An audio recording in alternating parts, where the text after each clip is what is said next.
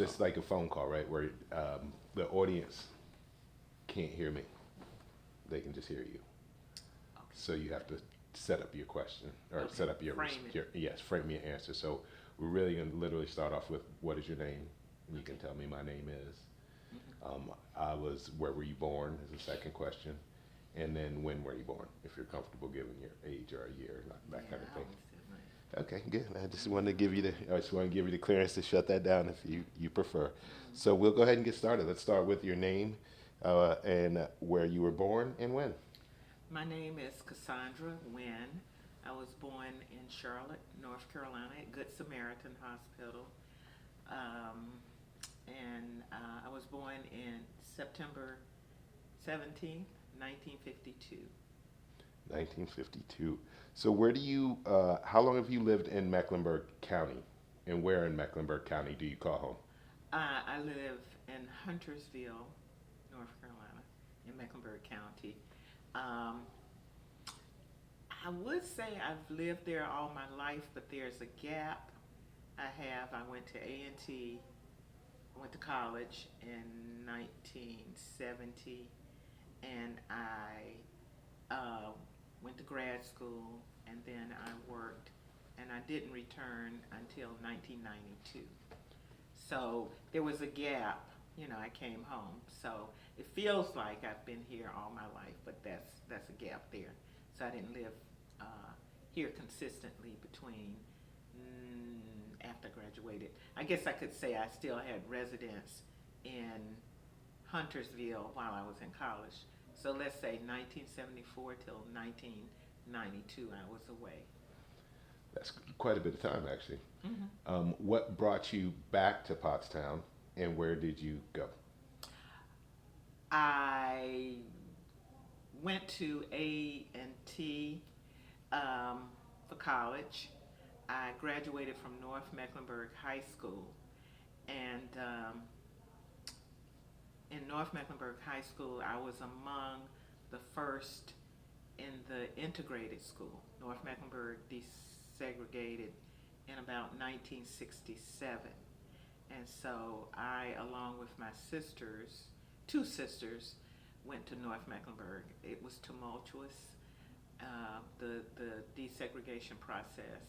It was difficult, and so about 1970, that was a time when black folks could consider going to predominantly white schools.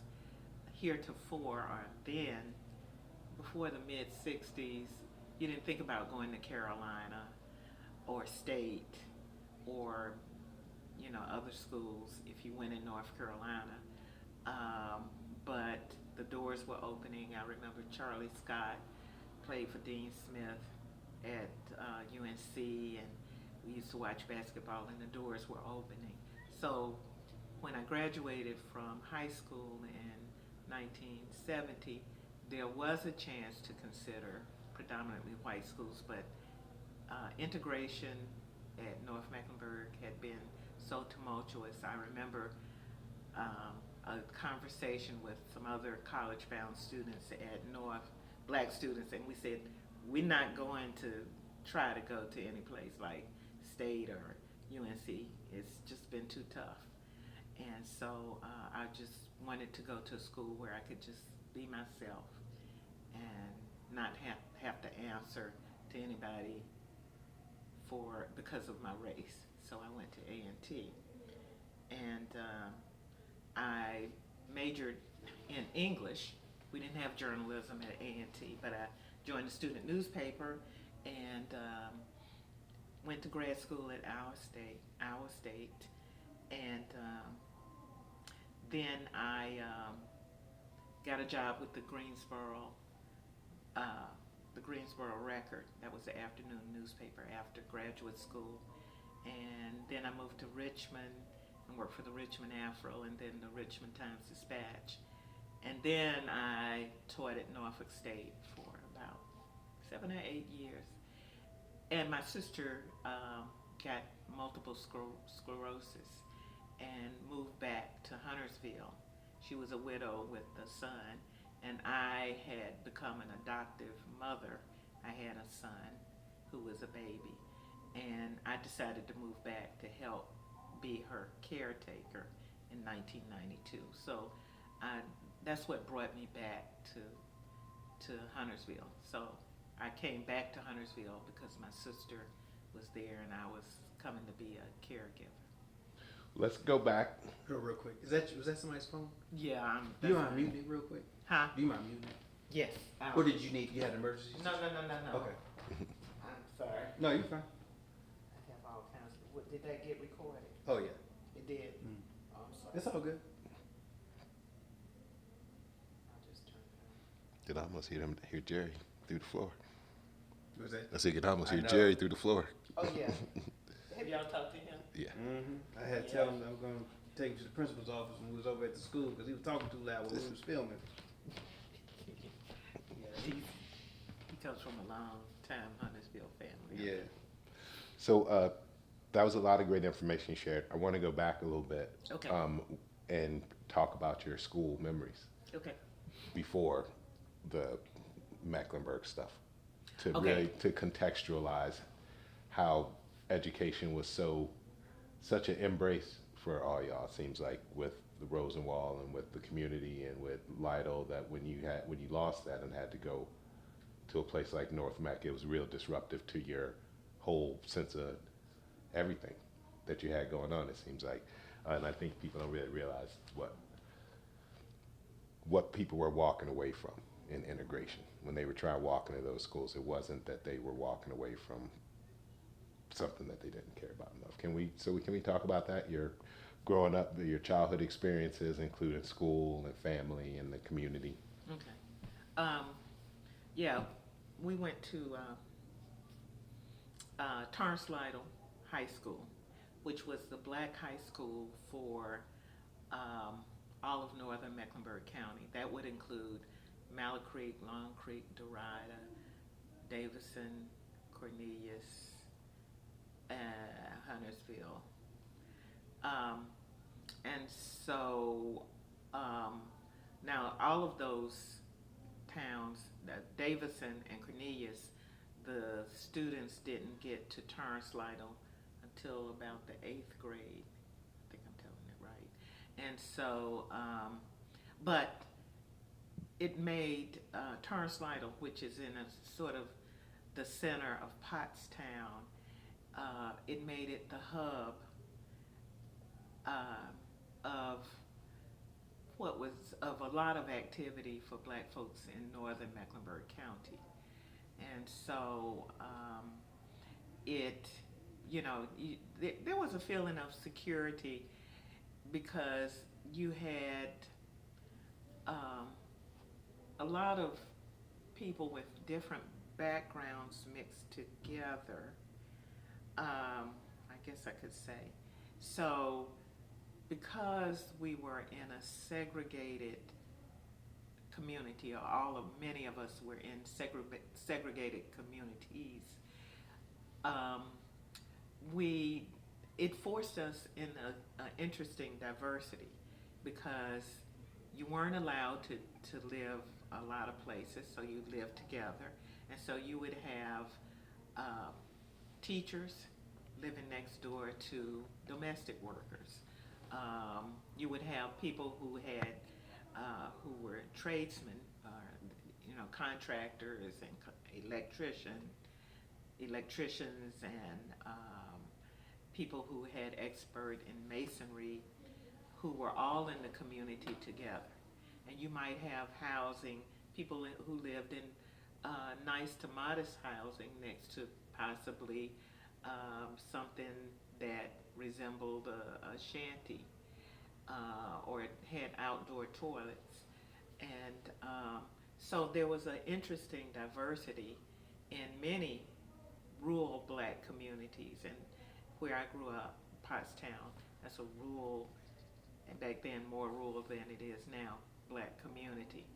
And so there was an acceptance of who you were, not based on so much economic status, but just who you were. You were known as good churchgoer or as somebody who kept their yard nice or raised their children well, that gave you status.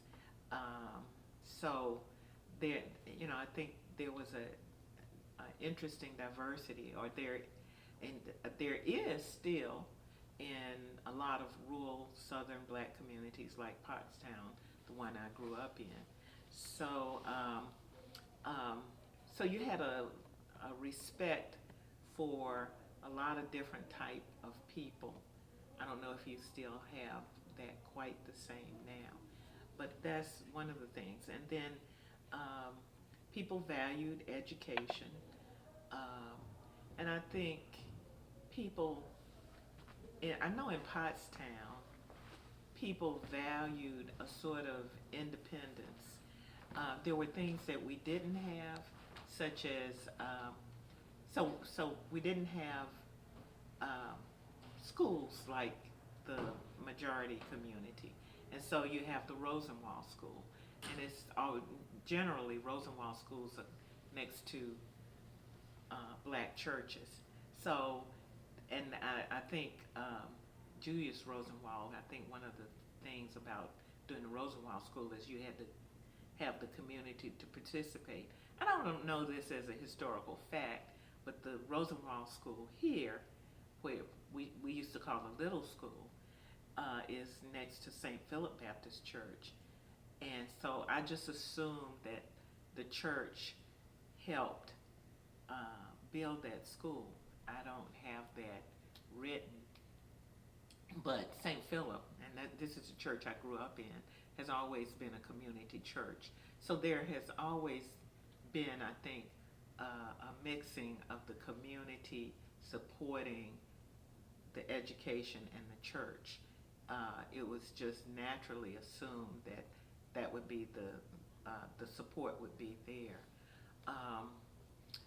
I think the other thing is that, as I said, growing up in a segregated community produced a kind of independence. So you had people having their school, the Rosenwald School, and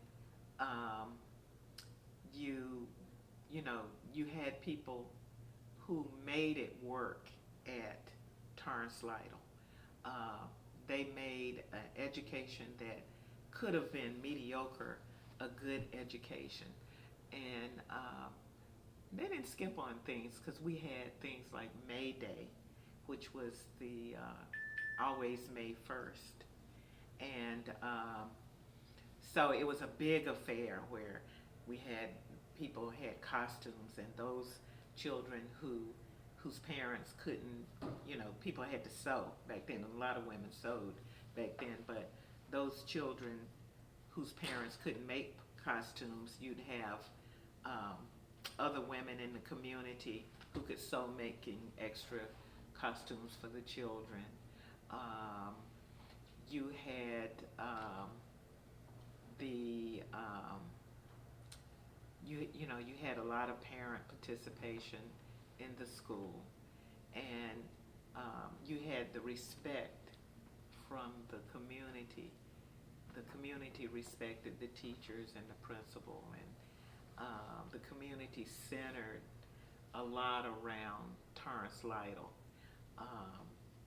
So I think maybe a little of that was lost, and this may not be directly related to education, but back in the day, they didn't have recreation for black folks. Not out in this part of the county. And so we didn't have swimming pools. When we went swimming, we had to go to Double Oaks. And I think there was another public swimming pool. So a lot of black folks can't swim because we just didn't have swimming pools. And I think there was an effort during the 50s to, part of massive resistance was to close public swimming pools, or so that we couldn't swim there. Black folks couldn't swim there. So in the county, we didn't have basketball courts and swimming pools and recreation centers. And so the the grown-ups who are now I'm old, I'm 70, but the grown-ups in my time got together, and at the Rosenwald School, once it wasn't used for school, because Torrance Lytle, the site on Holbrooks Road, became the full functioning school. So the Rosenwald School was closed, but the people of Pottstown got together and acquired the school and made it a recreation center. And so I think the story there is that while the powers that be wouldn't allow us, wouldn't fund us recreation, we did it ourselves. And so we had people to write grants. We had the preacher here. Everybody in Pottstown remembers Reverend Campbell. He would work there. We were there were grants written to get teachers from Torrance Lytle who lived in Charlotte.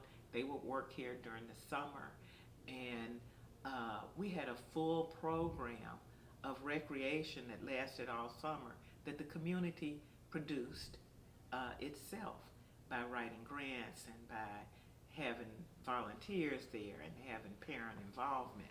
And we had field trips, and we had arts and crafts for the summer recreation program. So kids in the community had some place to go and something to do during the summer. So I think I think it's important to remember that the lack of amenities that taxpayers would get, and you had a lot of taxpayers in Pottstown where I grew up. I think some people assume that where black folks are, they're not paying taxes, but there are many homeowners here. So this wasn't a place where people didn't pay taxes. I remember growing up that there was a kind of a bad name for people who were on welfare. People didn't want it. That was just given a bad name. People were very independent. They had a lot of pride. And so many of the things we got ourselves. We worked for it. We wrote grants. We volunteered.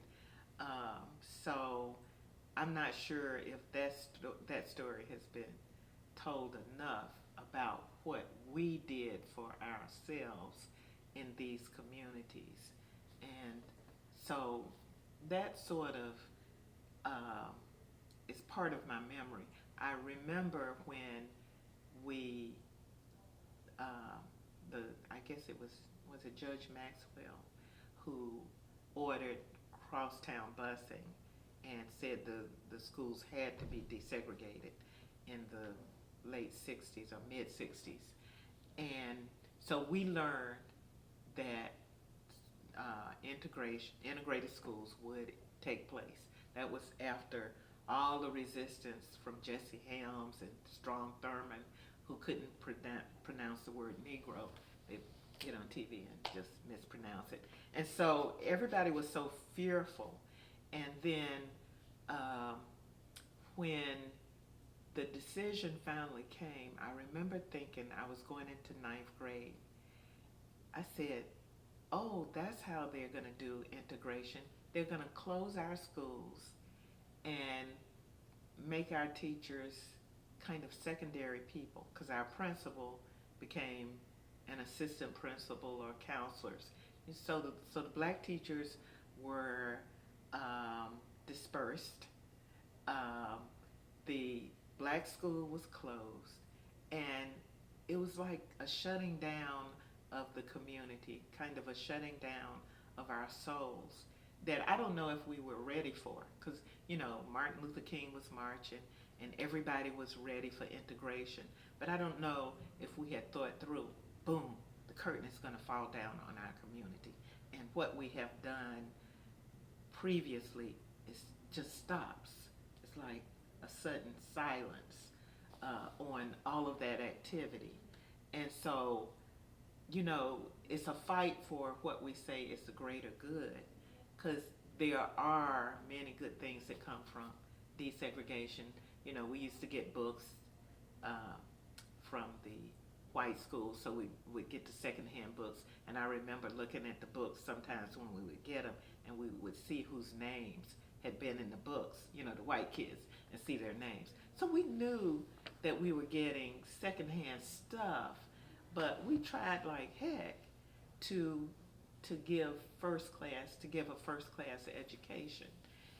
And so I think when um, when desegregation finally hit, we um, I don't know if anybody was ready for what would happen to our communities, and but then there was such a fight when I went to Alexander Junior High. I don't think it was middle school back then. That was ninth grade in North Mecklenburg. And so North Mecklenburg had a Confederate flag, and Johnny Reb, that was the school mascot. And so there were just fights. There was just turmoil. I think some people who still are living, and that's not hard to find. I guess we're still living now at 70, a little bit younger. They're still mad because the Confederate flag was taken away. I don't know I can't remember if it was taken away when I was there. They're Vikings now. But it is, you know, I think that the transition was something that was hard for everybody because we just didn't perceive what was the ramifications of what we had fought so hard for. And we had watched Martin Luther King. You know, Martin Luther King came in 1965 through Charlotte and gave the graduation address. That was my sister's high school class in 1965. I think he spoke at Bojangles Coliseum. We went to see him. We've been back and forth with Bojangles or Johnson C. Smith. Uh-huh. Did he speak on the campus or did he speak at at Bojangles? Bojangles, and it was just the Charlotte Coliseum back then. So it wasn't at Johnson C. Smith. I don't think so. He No, did Johnson, speak there at one point. He probably spoke there, Yeah. but he didn't speak for my sister's high school graduation. Okay. They don't have a venue big enough for that. And what it was all of the black high schools, because 65 was not the integrating time, it was 67. So all of the black high schools in the county, Martin Luther King spoke there. And so that was not at Johnson C. Smith, that particular speech. But I'm sure there's just a high probability he probably did speak at Johnson C. Smith. I think that maybe some confusion is Brandon, that it was. Brandon provided some footage on that before. So it was he probably spoke here twice, and they're just conflating those stories. But we are right close to the end. Let's close out strong. You're doing wonderful. A lot of the stuff that you shared is consistent with a lot of what we've talked about, but you also added some really, really new and interesting color and texture to it. So my final question is, what's your hope for Pottstown? And what does the county lose if Pottstown goes away? What is lost for you've talked about yourself, but what does the community really lose at large? I think they lose a lot, obviously, but I just curious how you think about it. I think, I'm not I think that gentrification and development are problems for many communities. That even if you look at Burkdale and how they were fighting that crazy, I shouldn't say crazy, that lagoon or thing they were having. So I think it's a universal kind of issue that communities do change. The tragedy for Pottstown is, and many communities like Pottstown, there is a history that is part of Mecklenburg County history and United States history. And that if we destroy that, we don't understand who we are. You know, I see people moving to Huntersville and moving to Charlotte, and there's not an understanding of who we are and where we've come from. And I always wonder, you know, Vermilion is creeping in. That's a new development. Not new, Vermilion is really 20 years old. And all kinds of developments just encroach all around older communities. And it's always sad that people come and have no awareness of the culture and the history of a community. And so if Pottstown were wiped out, you would lose that. But I think everybody yearns to keep their history. I don't know if that's relegated just to black communities, but I think that in a way it's sad because we haven't had a chance to get a legitimate place in history yet. There has always been the effort to mute us, to dismiss us. And I'll just tell this story because I think it's relevant.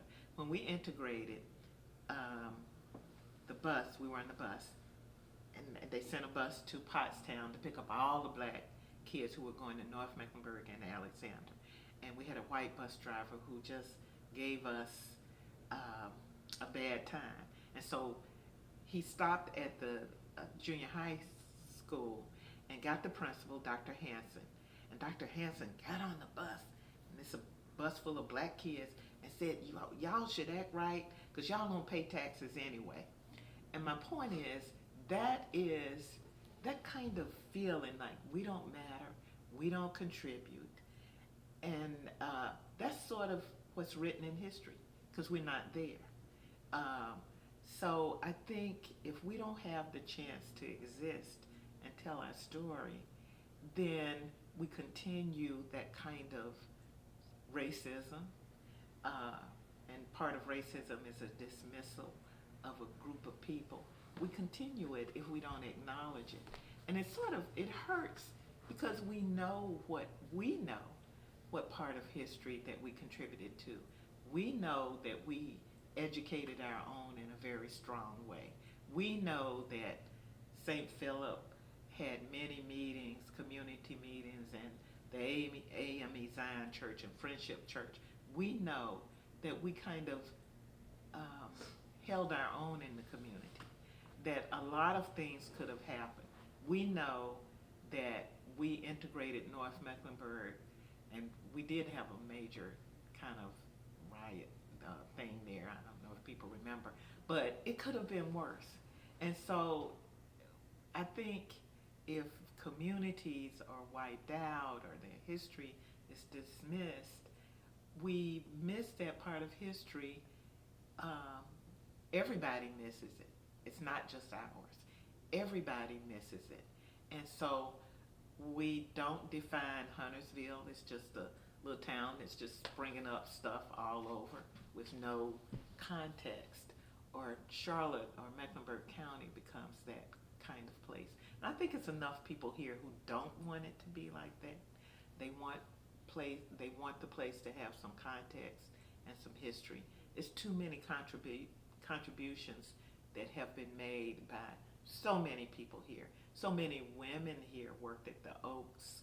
The Oaks is the nursing home.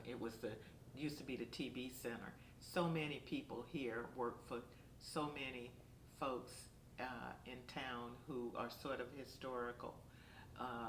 Dr. C and the Macaulays, and so there's a connection that Pottstown has to the larger community that if people could, they might dismiss it.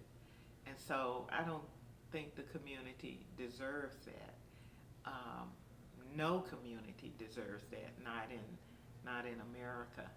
And so, I think it's important to preserve that story and that community. It's excellent. That's good. Okay. That was amazing. We would definitely, if she doesn't mind, sister, if you don't mind,